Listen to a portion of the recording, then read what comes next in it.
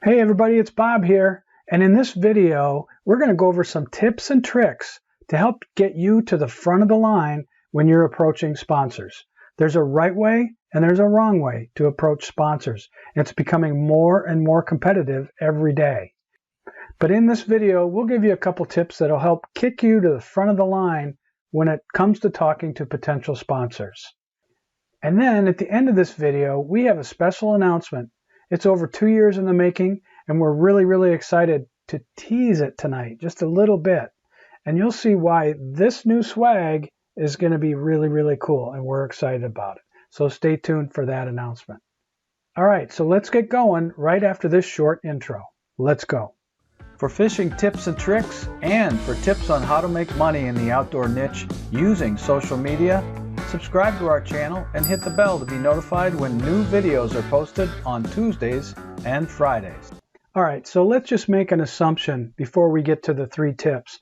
And that assumption is that you're good at whatever you're going to be asking the sponsor about. So in other words, if you're a hunter, you're competent in hunting. If you're a fisherman, you can catch bass or you can catch cobia or whatever it is. That's just the assumption, because there's hundreds and hundreds of fishermen out there who are very good. And the difference is how you tie it all together for you to get sponsored. So that's the first assumption. You know your industry and you're good at what you do. So here's tip number 1. It's about what you can do for them, not what they can do for you. That is the wrong approach. You don't just go to a hunting company or a fishing company and say, hey, will you sponsor me? We get DMs all the time from people who say, you should sponsor me. I mean, there's no supporting documentation at all. And that's an absolute wrong way to do it. The right way to do it is approach it from a standpoint of, hey, I can help you sell your gear. You need to be professional. You need to carry yourself properly. You need to not have pictures of you falling down drunk on your social accounts. You need to use proper grammar in your communication with the company. And really the best way to do it is actually have the relationship first. Instead of sending a cold email, it's better if you actually have met the person at maybe a show or an event and you have a little bit of a conversation beforehand. It's that sort of one-to-one relationship thing that helps these sponsorships start. That's a key. But overall, the first tip, it's about what you can do for them, not what they can do for you. All right, here's tip number 2. Treat it like a job interview. Like any other job interview you'd gone to before, this is no different. You got to do the research on the person that you're talking to. You got to do the research on the company, their products, and how their products work. And you sure as heck better use the products too, and you better know about them in that way. For instance, if you just picked up a bag of soft plastics and thought, these look really cool, I'm going to go talk to this company, well, they're going to see right through that. If you've used the products for years, you've caught fish, you've got pictures, you've got evidence, you've got stories, then that comes out when you're talking about the products to the company. So if you've used the products before, that gives you a step up over somebody who hasn't used the product. And that should be pretty doggone obvious. For instance, if you go to a relatively new company that deals in fishing weights, let's say, and you talk to them and say, I've been using your baits for years. Well, guess what? They're going to show you the door. Because they're a weight company, they don't have lures and baits. And if you said you've been using them for years and they're a new company, that's pretty obvious too. So do the research, know who the heck you're talking to when you're going to a company asking for a sponsorship. And tip number 3 may be the most important in today's day and age. I'm not downplaying the first 2 tips, the relationship, the research, knowing the company, knowing the product. But number 3 is where you can really elevate yourself above other people who are asking for sponsorships as well. And that is know your metrics. And what do I mean by that? Well, today we've got all the social channels. How many channels do you have? Do you have Facebook? Do you have a Facebook group? Do you have Instagram? Do you have YouTube? What other channels do you have? The big thing is, do these channels all sing together? Are they connected?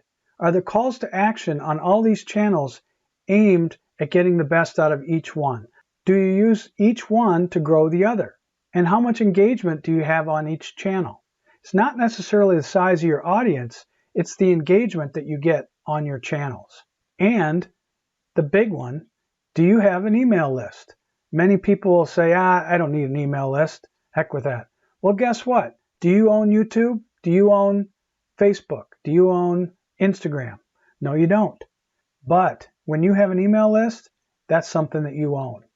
And not only that, but when you're sitting in front of a potential sponsor, you can go over your metrics of how many followers you have on Facebook, how big is your Facebook group, how many followers you have on Instagram, what's your engagement level, what's your reach with basic posts, how many followers you have on YouTube, and how many average views do you get on a YouTube video. And you can follow that up by saying, I have 2,000, I have 5,000, I have 7,000 people on my email list, and I can email those people with any promotion you want me to as a follow-up to my social channels. All of these channels need to be built in conjunction with one another so you can use them in a campaign for your sponsors.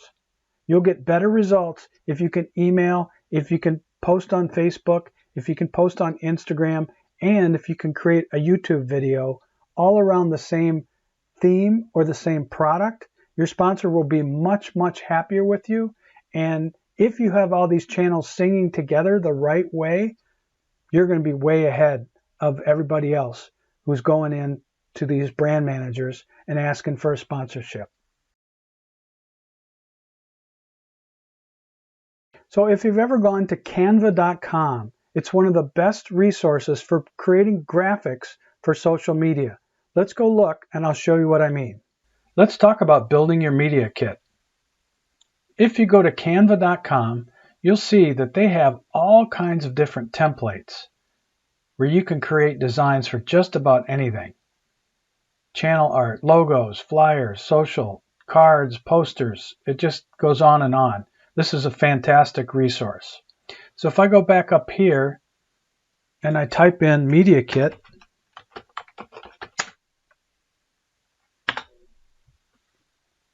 you see all these different types of templates that pop up. And you can customize any of these.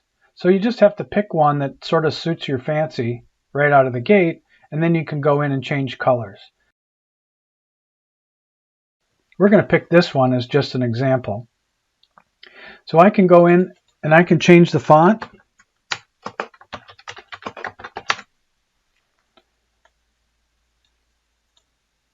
Change the type of text, the font, the size, make it small, larger.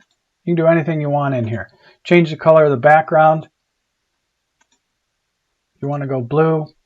And then if we want to duplicate a page, we just click here, and then we've got now a 3-page document instead of a 2-page document here. And then this is where you can put in all your stats. Facebook, Instagram, Twitter in this case. And maybe here you want to put in YouTube. So let's just put in YouTube. And then down here you say, let's say email. All right, so you can get the idea. It's very easy within Canva to create a really professional looking media kit, and it really doesn't take you that long. So go to Canva.com and get started on building your own media kit so you can present this to sponsors. So let's recap. Number one, overall, we assume that you can hunt or fish or you're competent in your particular industry. That's a given. So number one, it's about what you can do for them, not what they can do for you, not how much free gear you can get. You need to go into it with the standpoint of, I can help you sell gear, because that's what they're all about. You have to help them drive sales. Number two, it's like a job interview. It's what you can do for them. You need to be professional, use proper grammar and spelling. You'd better know about the company too, and you better not have pics of you passed out on the lawn or 14 pictures of bass tossed up on the bank all dead. It's about proper etiquette in the sporting industry. And if you don't have proper etiquette, you got no chance. And number three, know your metrics. This is the one that gets people because today it's all about social and your social game. How many channels? Are your channels synced? Are they playing in harmony? And do you have an email list, which is really, really big? Then have you built a media kit with all these statistics in it? Brand managers want to see this data. It's all about the data and what you can do for them. If you don't have a media kit, you can build one on Canva.com using one of their easy-to-use templates. So we told you there'd be an announcement in this video, and we're really excited to finally tell people about the Outdoor Profits Academy. And you can tell this hat doesn't even have the label removed. It's brand new.